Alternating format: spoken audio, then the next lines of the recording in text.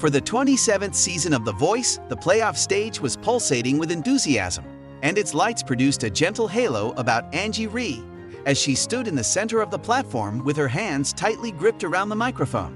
It was not the first time that the 22-year-old from Albuquerque, New Mexico had experienced pressure, but it was a different experience. This wasn't only about making it to the live shows, it was also about paying tribute to the woman who had a significant impact on her life. Her recently deceased grandmother, Rosa, to whom she was dedicating the song, How Do I Live by LeAnn Rimes. Angie's song was a towering ballad that demanded vulnerability and power. But for her, it was a love letter to the lady who had taught her to sing, to dream, and to persevere. The song was a brave decision. When Angie was backstage, her nerves were like a calm storm. She donned a flowing white dress, the simplicity of which was a tribute to her grandmother's passion for subtle elegance. She complemented the outfit with turquoise earrings that glistened like the sky of New Mexico. Gwen Stefani, her coach, has been her guide ever since the blind auditions, when Angie's heartfelt rendition of Aretha Franklin's Respect had Gwen pressing her button in a matter of seconds in response to her performance. During the sessions, Gwen had told her, "You have a voice that is so powerful that it instantly connects with the heart. If you sing this song for your grandmother, you will make everyone in the room want to cry." At this moment, Angie clung to those words, and her breathing became more calm as she thought of Rosa's friendly grin. The audience became still as the orchestra began to build up, and the first few notes of How Do I Live filled the room with a gentle anguish. Angie closed her eyes and envisioned herself in the kitchen of her grandmother, where she and Rosa had sung together over pots of pozole that were gradually simmering. Rosa's alto voice blended with Angie's young soprano voice. It had been a year since Rosa had passed away, and Angie was just beginning to pursue her ambitions of becoming a musician. The loss of Rosa continued to seem like a piece of her heart was missing. With this act, she was able to maintain her connection with Rosa. Angie's voice was a stunner when she first started singing. It was a crystalline soprano that contained both tenderness and strength. "What is the best way for me to make it through a single night?" lyrics were pouring forth, each line weighed down by the weight of both thankfulness and sorrow. Her voice was stripped and unadulterated, allowing the unfiltered feeling of the song to come through clearly. As if she were singing to Rosa by herself, the audience moved in closer, enthralled by the intimacy of her delivery. The hands of Angie shook slightly, but her voice remained unshaken, serving as a beacon in the stillness. Angie's vocals began to open up as she moved into the chorus, and her voice began to ascend with a controlled strength that filled the room. "How am I going to survive without you?" Her soprano soared into a high note that shimmered with clarity as she said the sentence, which represented both an inquiry and a declaration. Her runs were unobtrusive and never flamboyant. Each one painted a picture of emotion with a brushstroke. All of the coaches, including Gwen, Reba McEntire, Snoop Dogg, and Michael Bublé, were completely silent as they watched. Gwen's eyes sparkled, and she pushed her palms to her bosom.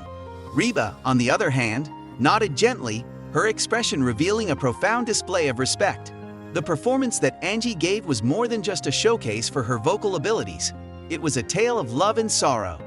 As she was growing up in a Latino household that was very close-knit, music had been her safe haven. Rosa had been her strongest cheerleader, slipping her $20 to buy sheet music, transporting her to choir rehearsals, and teaching her the traditional rancheras that represented their heritage. Additionally, she had been her best cheerleader. In the hospital, Angie had sung to Rosa as she was passing away from her illness. She had also held her hand as she traveled away. That agony was conveyed in the song, How Do I Live?, which tackled the subject of how she would proceed without the person who had served as her anchor. Angie was able to let go of her inhibitions at the bridge. As the orchestra grew louder, she leaned into the microphone, and her voice cracked slightly as she played the phrase, "I want you to know." She was telling the truth, giving us a peek of the girl who had lost her hero, and the crack in her tone was not a defect. She pushed through, her voice rising into a loud, sustained note that seemed to contain the weight of every tear that she had shed. She closed her eyes and imagined Rosa's face as she did so. Some members in the audience were wiping their eyes, while others were clutching their hands as they were captivated by the truthfulness that she had shared. Angie remained motionless as the last note faded away, her chest heaving and tears flowing down her face. The ovation was so loud that it appeared to uplift her. It was like a wave of love that washed over her. The voice of Carson Daly blasted through the atmosphere. Angie Rey, everyone. The only thing that Angie seemed to notice was that she was staring at the ceiling, as if she were sending the melody to Rosa in the sky. Gwen was the first person to speak, and she did so while standing and wiping her eyes. "Angie, that was one of the most beautiful things I've ever heard," she replied with a hoarse voice. "I would never have thought that. At this very moment, your grandmother is filled with immense pride. You made all of us feel the love that she had for us." And with a sympathetic tone in her voice, Reba continued, "Honey, you sang from your soul." At its core, that is the essence of music. A reverent tone emanated from Snoop as he leaned forward. "Lil Mama, you just brought us to church," she said. It was a true story. The ever-accurate Bublé has been quoted as saying, "Your voice is a gift, but your heart? That is what made this experience once in a lifetime." She sobbed as her instructor murmured, "You did it, baby." Angie sank into Gwen's arms backstage and sobbed through the entire process. She was gathered by her comrades, who provided her with embraces and tissues while their own eyes turned red. While Gwen was smiling through her tears, she took her aside. "Angie, you are going to be attending the lives. Also, Rosa is going to accompany you." A piece of home, Angie nodded while clinging to the turquoise earrings she was wearing. Following the broadcast of the episode, social media was ablaze with activity. A number of admirers posted on social media that Angie Rey's "How Do I Live" broke my heart and healed it #TheVoice. These clips of Angie's performance became internet sensations.